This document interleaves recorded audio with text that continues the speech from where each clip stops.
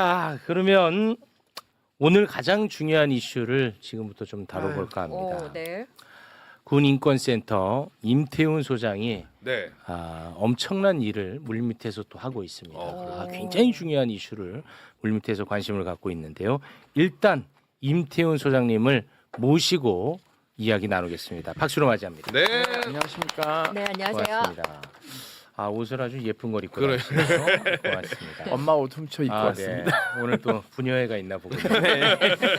자, 이게 진짜 심각한 문제입니다. 여러분 지금 이 순간만큼은 꼭 좀 집중을 해주시기 바라겠습니다. 우리 이지선 씨도 네. 집중을 좀 해주시기 네. 바랍니다. 다른 거 다 버리세요. 필요 알겠습니다. 없어요. 지금 정말 중요해요. 네.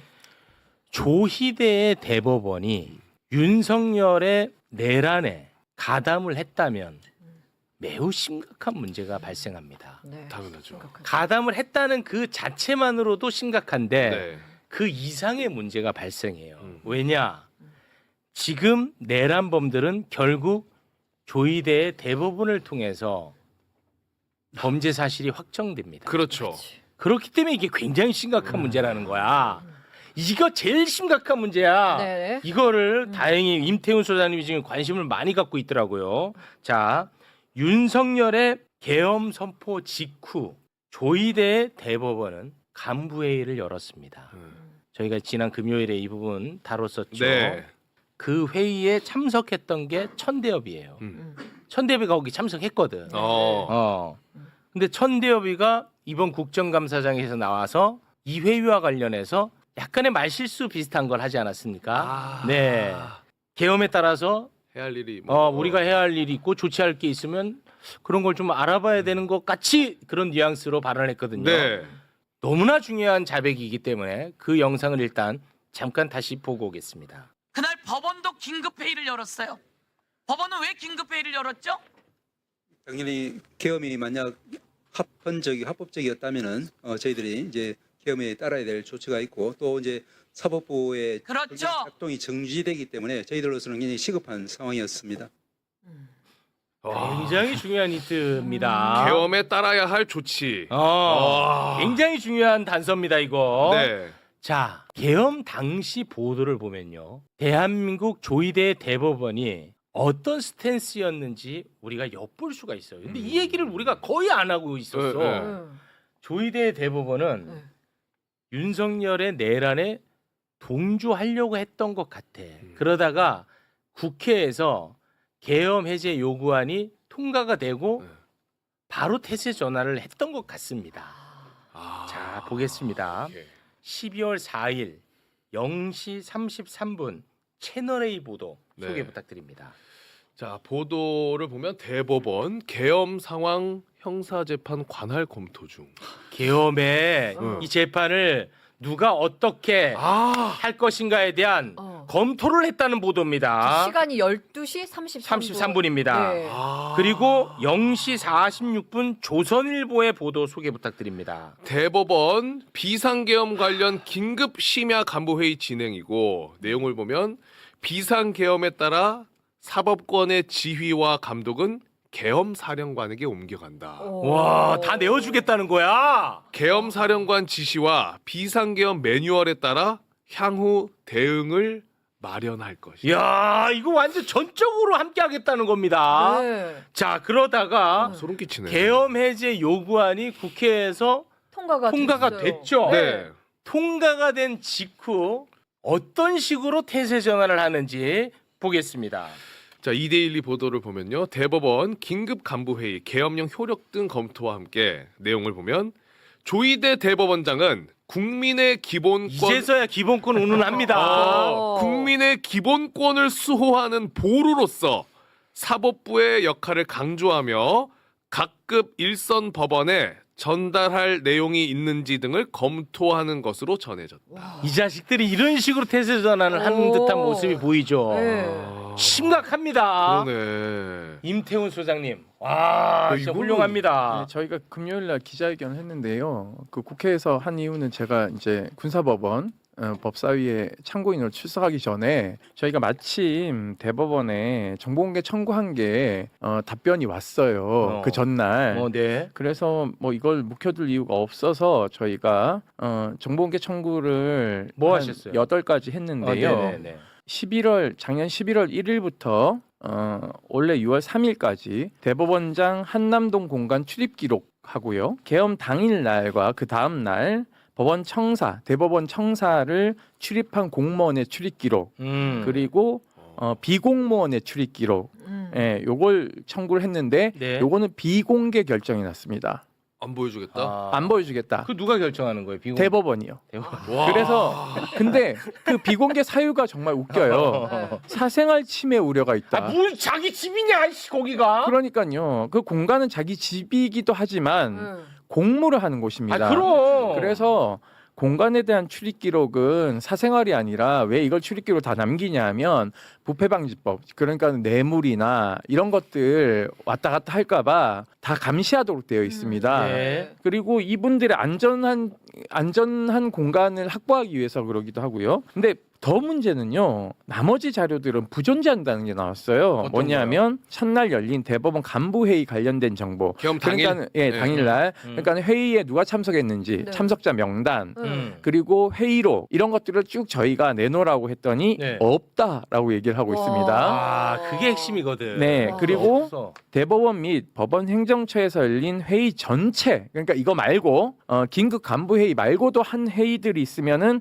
다 관련 정보 내놔라. 저희가 적시를 다 해서 내놓으라고 했고요. 그리고 2월 3일에서 4일에 열린 대법관들의 회의도 있으면 이 회의 관련된 정보도 내놓으라고 얘기를 했습니다. 작년 11월 1일부터 6월 3일까지 대법원장 관용차 운행 일지와 법원 행정처장 관용차 일지를 내놓으라 그건 했는데 없다고 다 했지. 부존재를 한다고 했습니다. 그래서 이 8가지에 대해서 저희가 정보공개 청구를 했는데 일단 부존재 결정을 했고 비공개 청구한 것에 대해서는 저희가 절차대로 밝긴 하는데 이게 저는 내란 특검이 수사를 해야 되는 상황이 발생한 것입니다. 왜냐하면 조희대 대법원장이 분명히 심야 간부회의를 하라고 지시를 했어요. 본인도 참석을 했고 아까 얘기한 천대엽 처장도 참석을 했지만 배형원 법원행정처 차장 그리고 실장급 간부들 그리고 관련 심의관들이 모두 이 회의에 참석을 했고요. 네. 그리고 앞서 말한 것처럼 저희가 대법원 관계자가 비상계엄에 따라서 사법권이 넘어간다라는 네. 얘기도 했지만 이게 무슨 얘기냐면요. 통상적으로 을지연합훈련을 하면 충무계획 그러니까 국가 비상계획에 따라서 계엄 사법 사무는 전시계엄 사무로 넘어가게 되어 있습니다.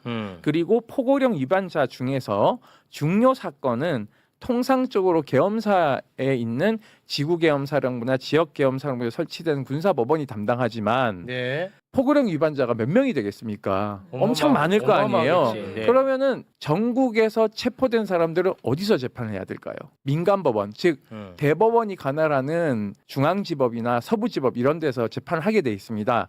그 사무를 누가 관리 감독하냐면 계엄사령관이 법원 행정처장을 통해서 지휘하도록 되어 있어요. 그러니까는 이 계획대로 실시하려고 회의를 한 겁니다. 그렇게 보여요. 그러니까 네. 요 회의를 개최한 것 자체가 계엄 임무를 수행한 거예요. 그러니까 계엄 임무를 불법이라는 것을 인지하고도 했기 때문에 근데 맞아. 이제 모른다고 하겠죠.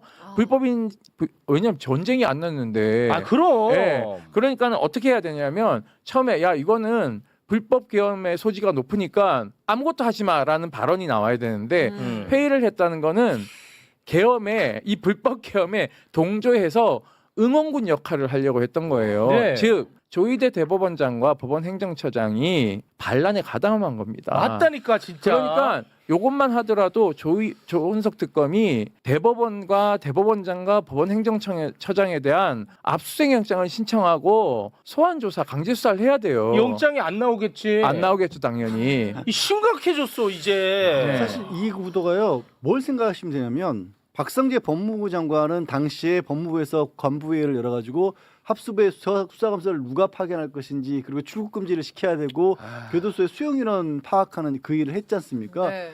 사실은 똑같은 과정인 거예요. 아까 천대엽 법원행정처에 뭐라고 했어요?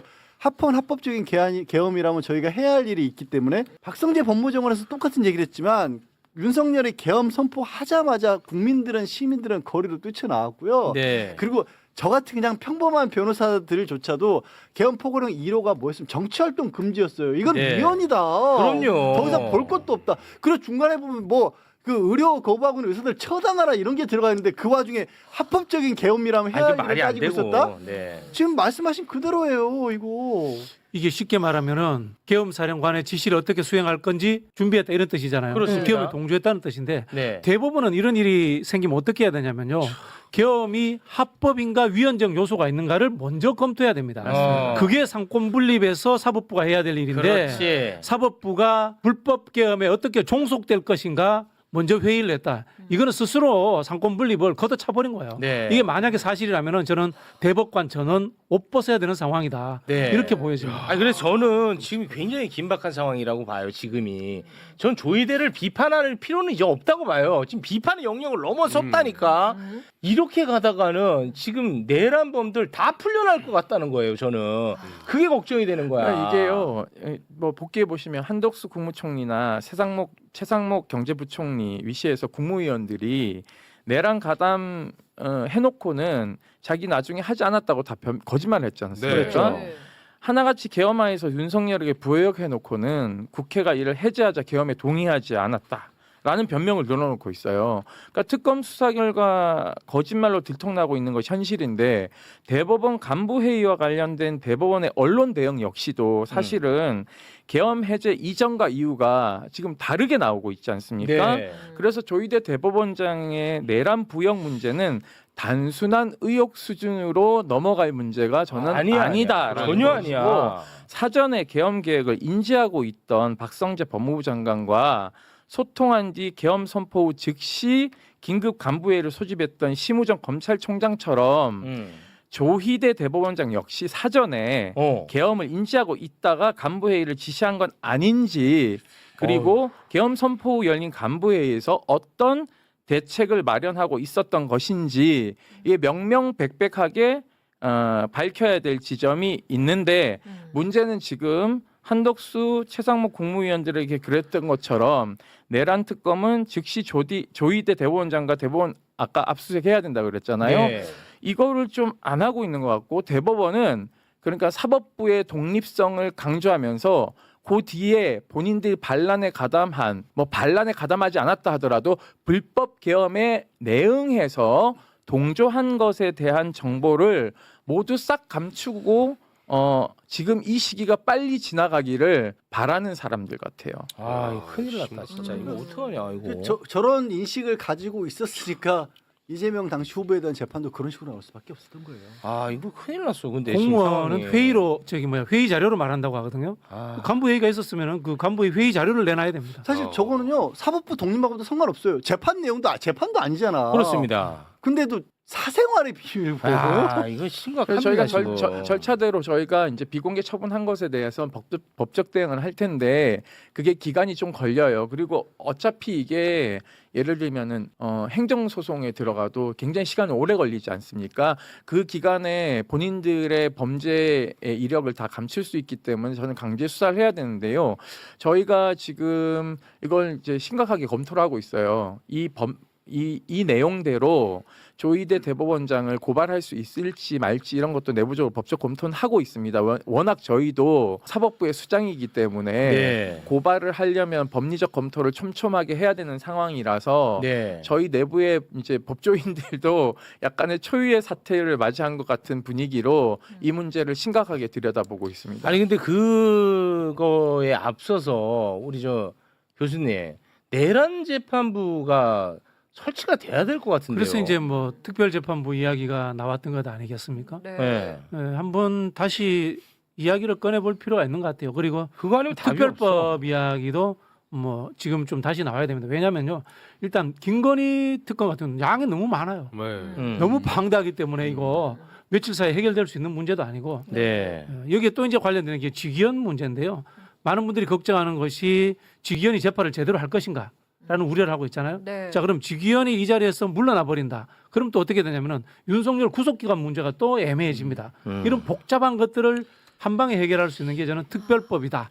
라고 보고 있습니다. 근데 내란 네. 특별재판부 같은 경우에 반드시 필요한 게요. 지금 이게 각건 비슷하게 다 쪼개져 있습니다. 그래서 그 윤석열 재판만 하더라도 지금 크게 두 개로 쪼개져 있고, 김용현 같은 경우에 두 개로 쪼개져 있고, 그래서 판사들이요 지금 여러 명이에요. 그러면 이 사건이 명백한 내란 재판이 되어야 되는데 특수공무집행방해나 이런 것들은 다 쪼갈려져 있기 때문에 이게 각형이 나면은 사실 좀 어렵다. 그리고 한 재판부에 전범 재판하듯이 모두 몰아넣고 한눈에 보게끔 선고를 해야지 제대로 된 판결문이 나오는데 지금 직위원 재판장의 문제가 아니라 이 재판 자체가 쪼개져 있는 것이 일부러 국민들 관심 사이에서 멀어지도록 실무적이지 않은 판에서 지금 우리가 공소를 행사하고 있는 게 가장 큰 문제입니다. 그렇기 때문에 이걸 빨리 국회가 내란 특별 재판부로 해서 일괄되게 재판부, 그러니까는 1심뿐만 아니라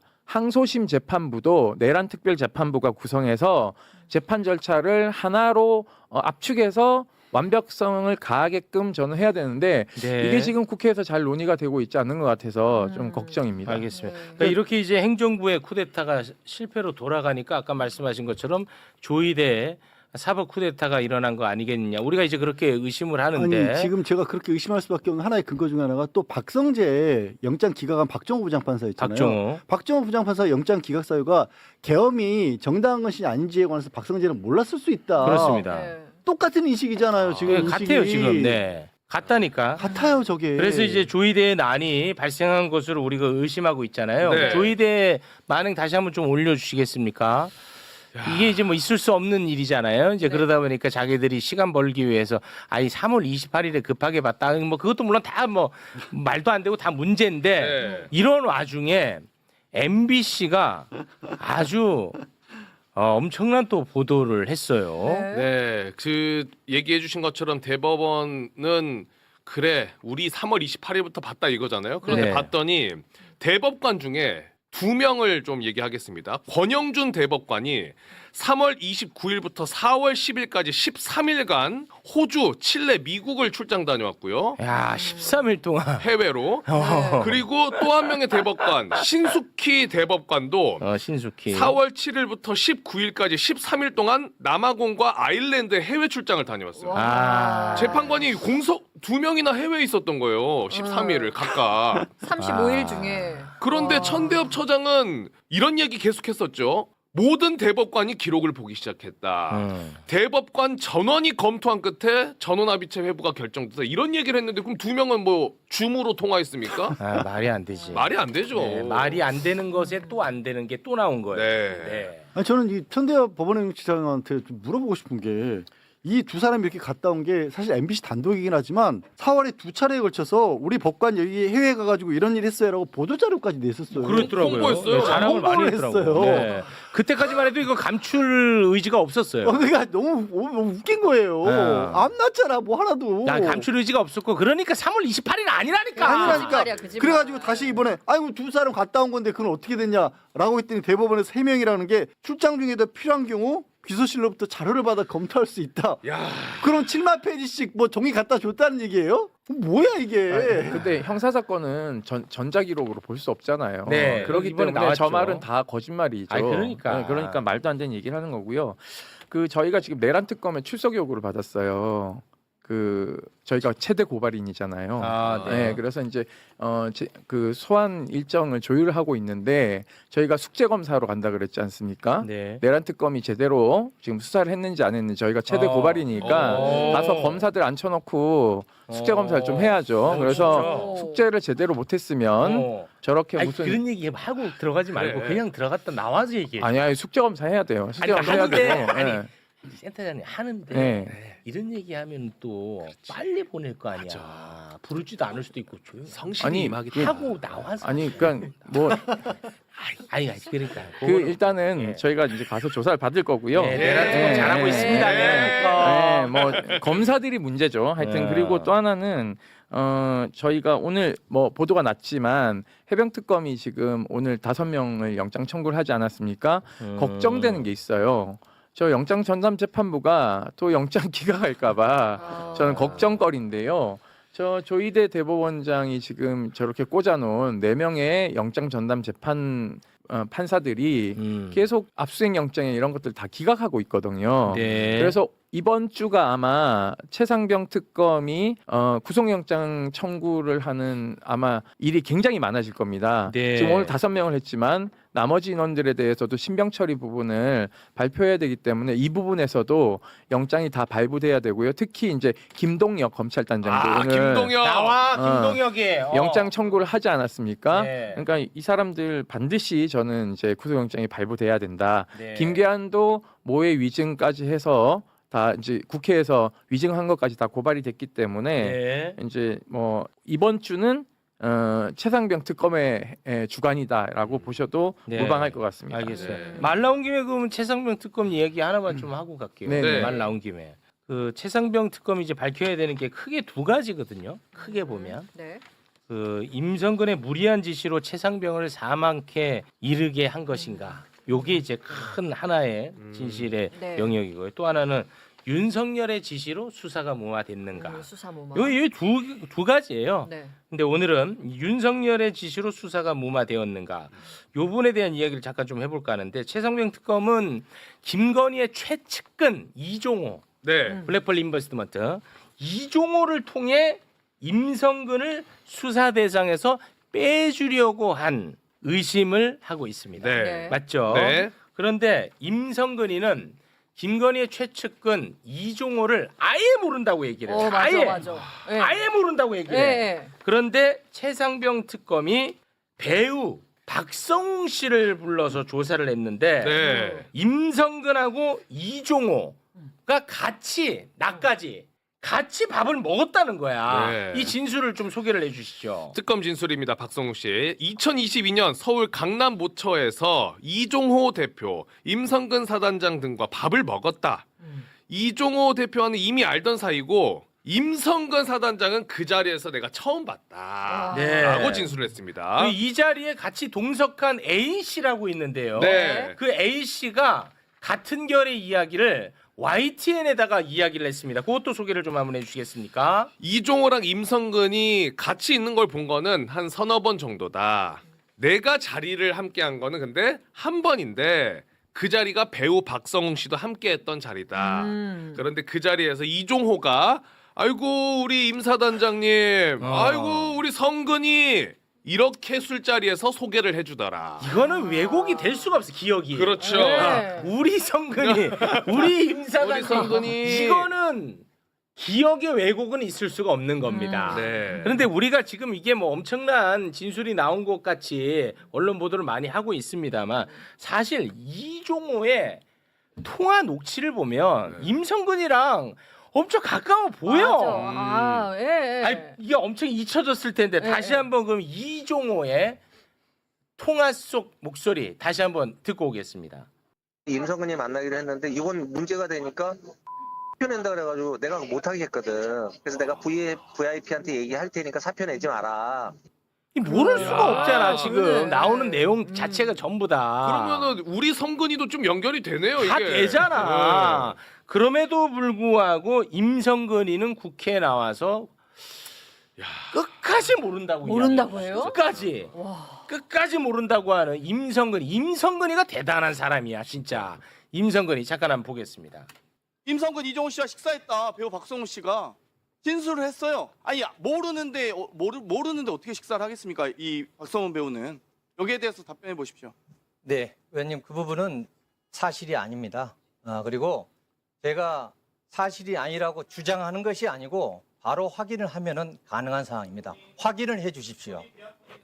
야 어떻게 저렇게까지. 제 옆에 있었어요. 그날 참고인으로 나갔는데 와, 대단해. 옆에 있었는데 대단해. 빤한 거짓말도 대단해. 이제 하더라고요. 근데 예전보다는 기가 많이 죽었어요. 그 뒤에 보시면은 김동혁 김동혁이 있더라고. 단장도 최악의 나오잖아요. 투샷이에요. 그러니까 제 앞에 신범철 차관이 있었고 그 옆에 연보영 군검사, 그 옆에 보통검찰부장 김민정, 그 옆에 김동혁 이렇게 앉아 있었는데요. 보니까 보통검찰부장 김민정 중령은 발발발발 떨고 있더라고요. 그리고 연보영 군검사도 주눅이 들어서 떨고 있고요. 그러니까 본인들이 기세등등하게 박정훈 대령 항명이라고 유죄 줘야 된다고 군사법원 법정에서 굉장히 기세 있게 얘기를 하던 그 모습은 아니에요, 온데간데 없고 그래. 연보영 군검사는 사복을 입고 나왔고요. 김민정 보통검찰부장은 중령 정복을 입고 나왔어요. 공군 법무관인데 사시나무 떨듯이 떨더라고요. 그래서 이제 니들이 처벌받는 날만 남았구나라는 생각이 들고 임성근은 뭐 반성의 기미가 1도 없고 그냥 뭐 본인 뻔뻔하게 계속 시종일관 거짓말하면 자기는 잡혀가지 않는다라는 그 친척인 박철환 검사의 조언에 따라서 행동을 하고 있어요. 근데 복귀해 보면 박철환 검사도 압수수색을 했는데 핸드폰을 가져갔어요.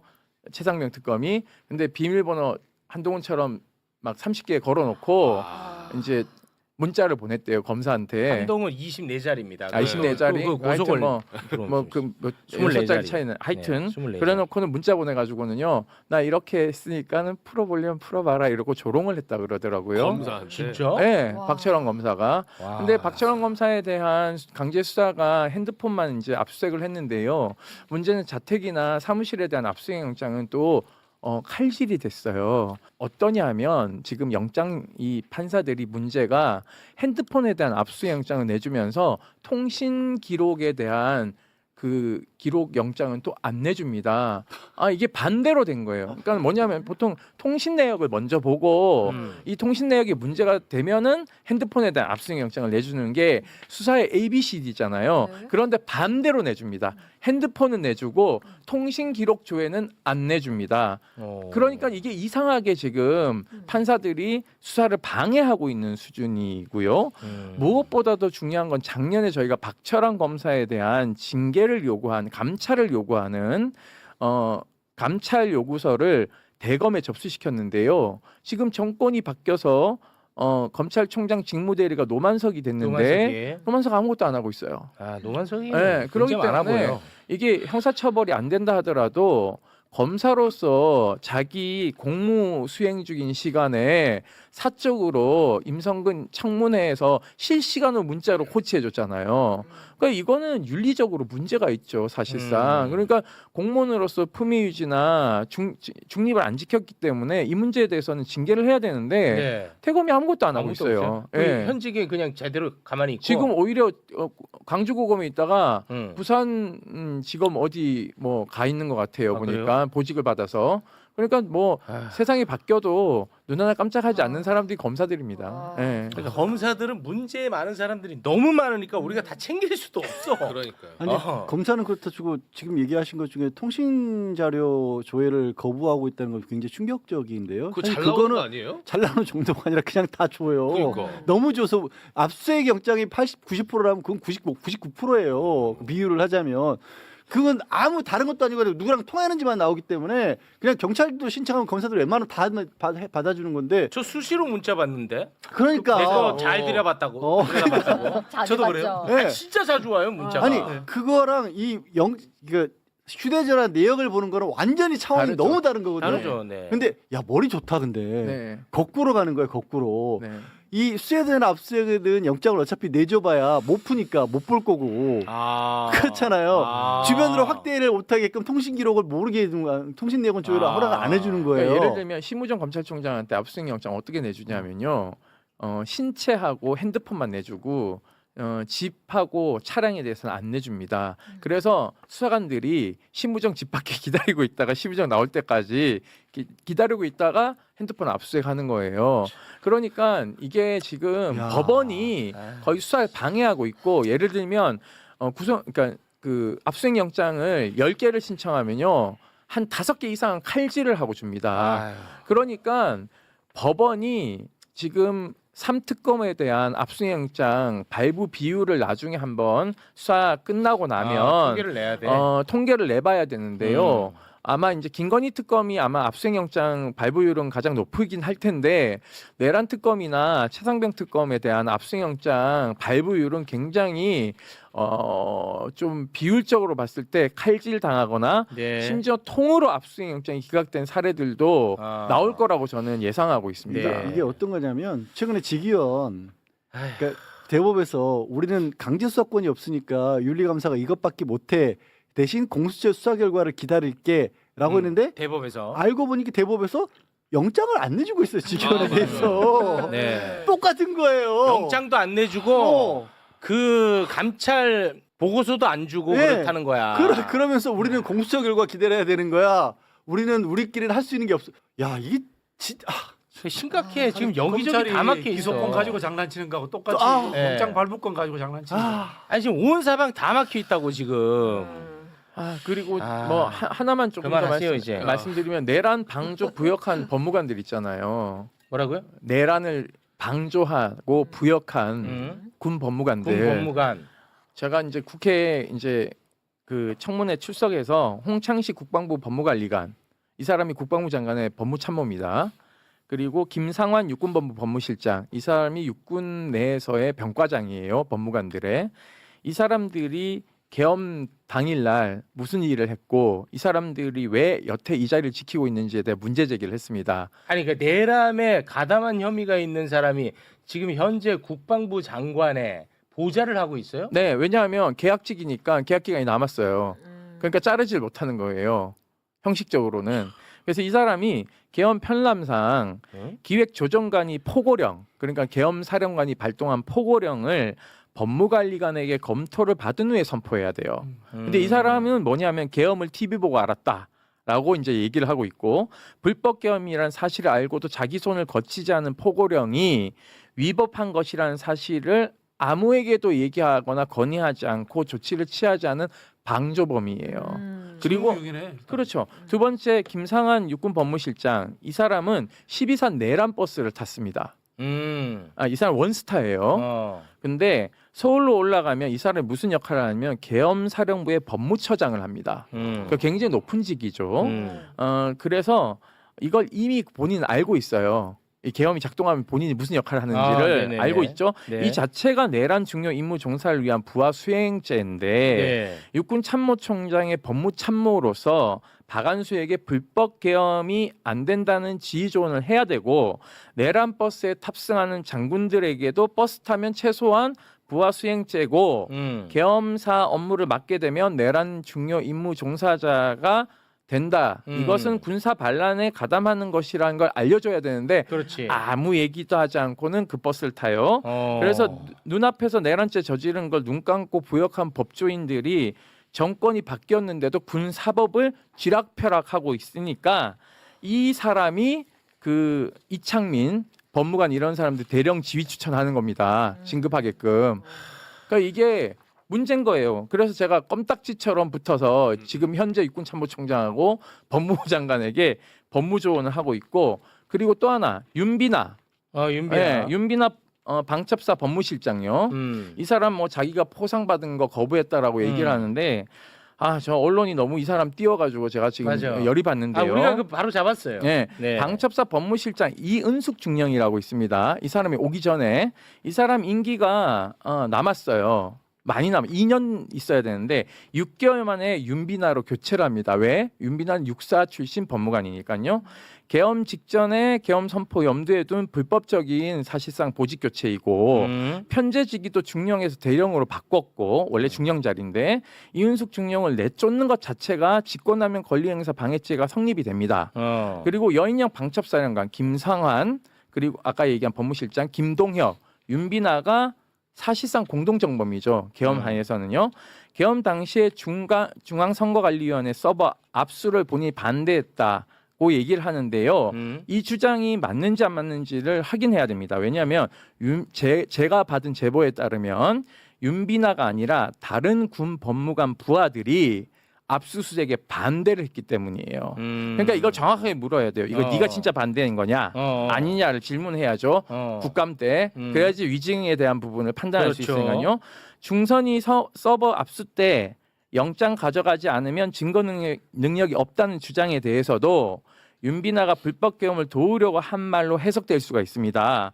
사실상 정성우가 물어볼 때까지 아무것도 하지 않고 있다가 기다리다가 물어보니까 대답한 꼴이거든요. 그렇기 때문에 이것도 사실상 윤비나 대령이 12월 3일부터 4일 요 이틀간의 행적을 시간 순으로 진술하라고 해야지만이 저는 이것도 진상이 규명될 거라고 보고 있습니다. 네, 알겠습니다. 말 나온 김에 이게 사실 그 내란에 가담한 그 여부를 알기가 좀 애매한 부분이 있다. 회색지대가 있다. 그렇기 때문에 좀 시간이 걸린다. 하지만 가담한 사실이 나오는 순간 바로 쳐낸다. 이런 얘기가 이제 정부에서 나왔단 말이에요. 네네네. 저는 굉장히 일리 있는 얘기라고 봤습니다. 네. 자, 그런데 윤비나는 그런 사람 중에 한 사람이거든요. 네네.